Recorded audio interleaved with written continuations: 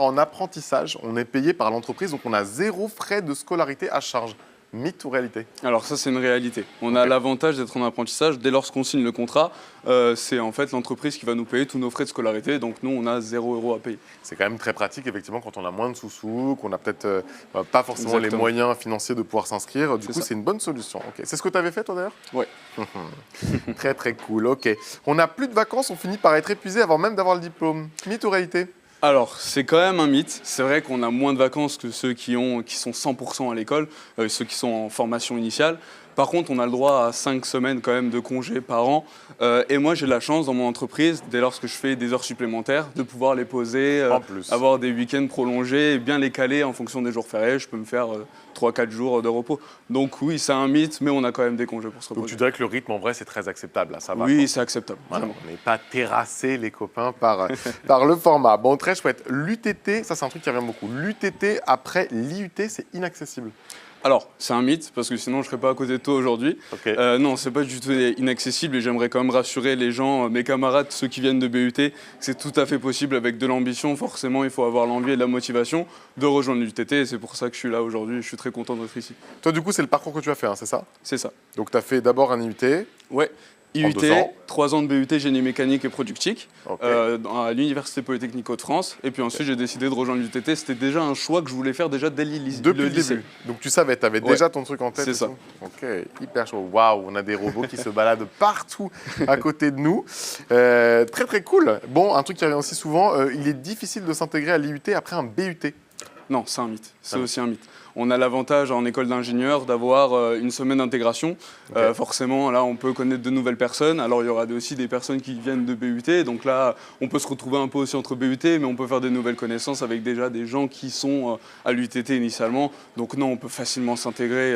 On est quand même un groupe assez soudé avec les TC, les troncs communs, du coup, ceux de l'UTT et les BUT aussi. Donc, tout va bien. Tout va très bien. Tout va bien, les copains. N'hésitez pas, parce que je vois qu'il commence à y avoir des questions dans le chat. Moi, je fais mon petit mythe ou réalité. Mais si vous avez les moindres questions, vous le mettez dans le chat et je la pose à Mauro juste après. Ok, un apprenti fait plus de photocopies que de vraies missions d'ingénieur en entreprise. Alors ça, c'est complètement un mythe. En tout Ouais. cas, moi, dans mon cas, en fait, il y a tout intérêt à l'entreprise de nous former en tant qu'ingénieur. C'est vrai que la majorité des entreprises qui nous prennent en apprentissage, c'est aussi pour nous embaucher derrière. Ouais. Donc forcément, les entreprises ont des aides quand même de l'État pour pouvoir justement embaucher des apprentis et ensuite les embaucher en CDI. Donc il y a tout intérêt à nous former à être vraiment un ingénieur. Et puis non, on ne peut pas valider notre diplôme si on fait des photocopies à longueur de journée, tu t'imagines bien. Je m'imagine bien, je n'imagine que trop. Bon, toi, tu l'as fait d'ailleurs dans une grosse structure ou pas? Ouais, Ton apprentissage ouais. Ouais, c'est ça. Alors moi, du coup, je suis à ThyssenKrupp Presta France. Ok. Nous, on assemble des colonnes de direction pour les véhicules automobiles d'un peu toutes les marques. Je peux citer Audi, Tesla, voilà, carrément. vraiment des grosses marques. Et c'est quand même une assez grosse structure quand même. Ça t'a plu, toi, cet apprentissage et tout? Ah ouais, franchement, Ouais. franchement, je me plais dans ce que je fais. Ouais. Très très cool tout ça, très très cool. Le génie industriel, c'est uniquement pour travailler dans la construction automobile ou l'aéronautique? Non, c'est aussi un mythe. Ah ouais. Alors, on peut vraiment être dans tous les domaines. Alors, c'est vrai que les domaines qui reviennent le plus, en tout cas dans mon école, c'est vrai que c'est l'automobile et l'aéronautique. Mais on peut aussi être dans le domaine de l'énergie, que ce soit dans le nucléaire. Il y en a beaucoup qui sont à Framatome, à EDF, Ouais. mais aussi dans le domaine du luxe. Que ce soit chez Louis Vuitton, Chanel, Dior, Ah ouais, même quand Lacoste aussi à Troyes. Il y Ok. a beaucoup d'étudiants en génie industriel notamment qui rejoignent Lacoste. Donc c'est vraiment un monde très ouvert et à chaque fois qu'il y a une industrie, on a besoin d'un étudiant en génie industriel. Donc les mondes sont vraiment assez ouverts. Donc voilà. Toi, tu avais un secteur comme ça de prédilection ou pas? Si je te donne une baguette magique, je te laisse choisir, tu choisis quoi? Alors, c'est vrai que l'automobile, c'était quelque chose qui m'intéressait déjà dès le début. Ouais. Mais ce qui m'intéresse encore plus, c'est aussi le nucléaire. Je veux découvrir un peu, parce que c'est des normes assez quand même strictes et assez complexes. Donc, aller dans le nucléaire, déjà dès le début de carrière, c'est vraiment une opportunité de fou. Ouais. De ouf, ok, hyper clair. Un ingénieur en génie industriel reste toute sa journée derrière un ordinateur à faire des calculs. Est-ce que c'est un mythe ou c'est une réalité? Ah, c'est un mythe aussi. Ah ouais? C'est un mythe, ouais, parce que, alors moi en tout cas, dans mon poste, je suis apprenti chef de projet industrialisation. Donc en fait, on va venir mettre en place des nouvelles machines dans notre usine, etc. Donc on est énormément d'interaction avec les différents services des différentes entreprises, que ce soit les services techniques, la production, aussi l'aspect logistique. Donc vraiment, on est en collaboration avec tous ces services-là, donc on communique énormément. Donc non, on ne reste pas derrière notre ordinateur à faire des calculs mathématiques, c'est pas forcément ça l'entreprise. C'est un mythe. Donc il se passe d'autres choses. Hein, Exactement. On n'est pas scotché à son ordinateur au quotidien. Ok, si on n'a pas trouvé d'entreprise avant l'été, on perd sa place. Non, c'est un mythe aussi. Alors ouais ouais, je peux rassurer les gens qui ont du mal à trouver un contrat d'apprentissage. C'est vrai qu'on a une deadline qui est fixée du coup à juin pour l'UTT. Par exemple, moi dans mon cas, j'ai un camarade du coup dans ma promo qui a eu un peu de mal à trouver une entreprise, etc. Mais qui a pu justement trouver un contrat d'apprentissage un peu tard. C'est vrai que c'est un cas... C'est quoi un peu tard? Oui, un peu tard, bon, septembre, octobre. Ah ok, ouais. Donc 1 mois, 2 mois de plus, ça va, ça passe. Voilà, c'est Ok. ça. Parce que souvent, les entreprises mettent un peu de temps, c'est vrai, à signer, ou alors c'est quand même assez compliqué de trouver un contrat d'apprentissage.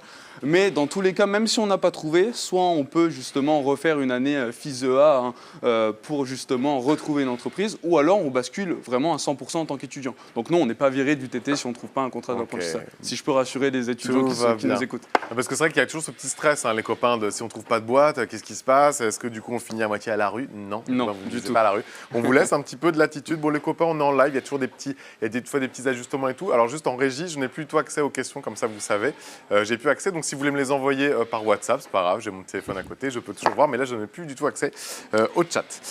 On continue les copains. Il faut avoir 18 de moyenne en IUT pour que le dossier soit accepté. Mythe ou réalité? Alors, je vais nuancer un peu. C'est vrai que c'est un mythe, mais je dirais que c'est un peu la réalité. En venant d'un BUT, forcément, l'aspect théorique, on le manque un peu. C'est vrai que ceux qui sont déjà à l'UTT depuis le début, après la terminale, ont vraiment un gros bagage théorique. Et nous, à l'UTT, on doit avoir quand même, en BUT, pardon, on doit avoir quand même des bons résultats pour pouvoir être intégré à l'école, parce qu'elle a une excellence académique assez importante. Okay. Donc c'est vrai que moi, j'ai été accepté parce que j'avais des très bons résultats en maths. Combien On veut savoir, donne-nous les chiffres. Exactement, donc forcément, voilà, il faut avoir des bons résultats. Pas 18, mais il faut être dans les meilleurs de sa promo en BUT. Il faut quand même être bon. Ok, exactement. Ça marche. Bon, très chouette. L'alternance empêche de s'investir dans les assos de l'école? Non, c'est faux, c'est un mythe. Ah ouais? Alors, t'as du temps encore? Il vous reste du temps? Oui, il nous reste du temps, on a tout le temps qu'il veut. Il faut juste bien organiser ses journées et puis on peut s'engager dans n'importe quoi. Okay. Non, c'est vrai que c'est un peu compliqué parce que dans la majeure partie des cas, on n'est pas forcément à 3, notre entreprise n'est pas à 3. Donc on est un peu éloigné de l'école, du BDE, des associations. C'était ton cas, toi? Alors moi, en tout cas, j'étais coach de l'équipe féminine de basket de l'UTT en première année. Donc j'en ai profité d'être à 100% à l'école pour me consacrer sur le sport qui est le basketball. Ouais. Et alors là, cette année, c'est un peu plus compliqué forcément, vu que moi, j'ai mon entreprise qui se situe près de Metz. Donc forcément, j'ai un moins bon suivi de cette équipe-là, mais dès que je reviens à l'UTT, je m'implique dès que je peux. J'essaie de les suivre en match ou quoi que ce soit, même si c'est un peu compliqué. Donc c'est un peu un mythe, on peut toujours s'engager en étant à distance. Ok, bon, ça va. Bon, il y a toujours un petit peu ce suspense là sur le côté très masculin quand on parle d'université de technologie. On se dit, bon, il n'y a que des gars, il n'y a pas de filles et tout. En vrai, hein, on se dit la vérité, nous, toujours. Est-ce que tu dirais que les filles, elles n'ont pas leur place aujourd'hui en génie industriel? Parce que c'est un milieu qui est très masculin. Qu'est-ce que tu dirais, toi? Non, les filles ont leur place partout, dans n'importe quelle branche, que ce soit génie mécanique, SN ou alors même génie industriel. C'est vrai que nous, on a une majorité de garçons dans notre classe, mais les filles sont totalement libres de faire ce qu'elles veulent, que ce soit dans le domaine de l'ingénierie ou n'importe quel domaine. Il y en a beaucoup ou pas, là? Actuellement, dans ma classe, il y en a 3. Sur? On est une petite vingtaine. Les copines, inscrivez-vous, on a besoin de filles.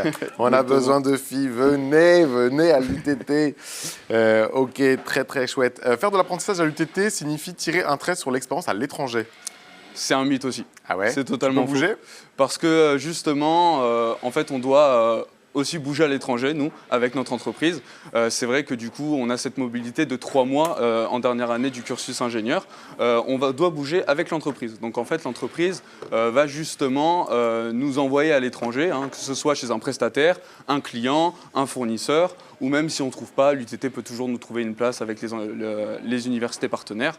Moi, j'aurai peut-être l'occasion de partir aux États-Unis avec l'entreprise. Donc ça va être ça? Ouais, je suis super content. Chouette. Ouais. Et surtout découvrir la culture du travail. C'est vrai que ceux qui sont à 100% à l'école, ils vont à l'étranger, mais du coup dans les universités, là c'est vraiment une expérience en entreprise, découvrir la culture du travail d'un autre pays, voire d'un autre continent quand c'est l'Amérique, l'Asie ou même l'Afrique. Donc c'est quand même vachement intéressant. Donc non, on n'est pas détaché de ça.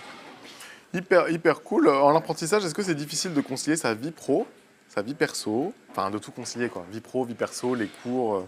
Non, c'est un mythe quand même.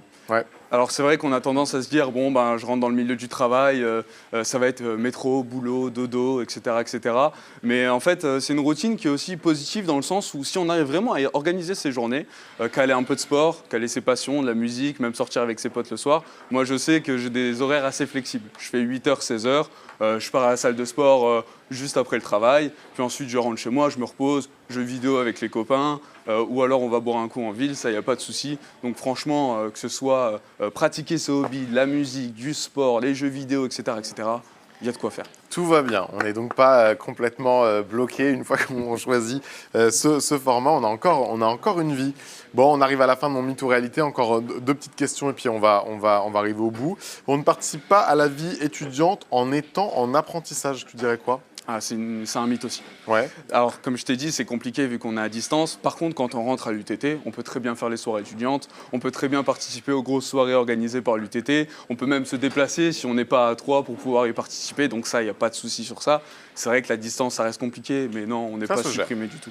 Bon, les copains, vous me connaissez peut-être pas encore, mais moi, j'aime bien parler d'oseille toujours. Moi, j'aime bien parler d'argent, parce que c'est important quand on est étudiant, quand on est parent aussi. Hein, c'est pas toujours très facile.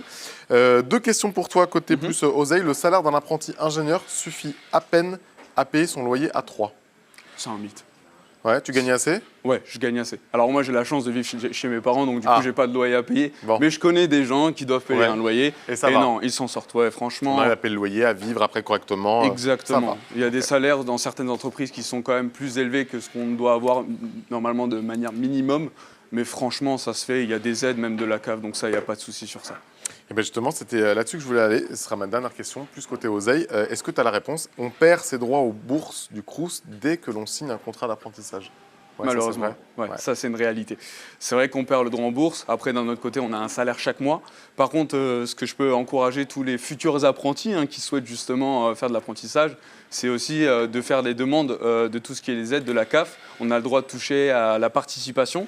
Donc ça, c'est une somme souvent entre 100 et 250 euros en fonction des revenus.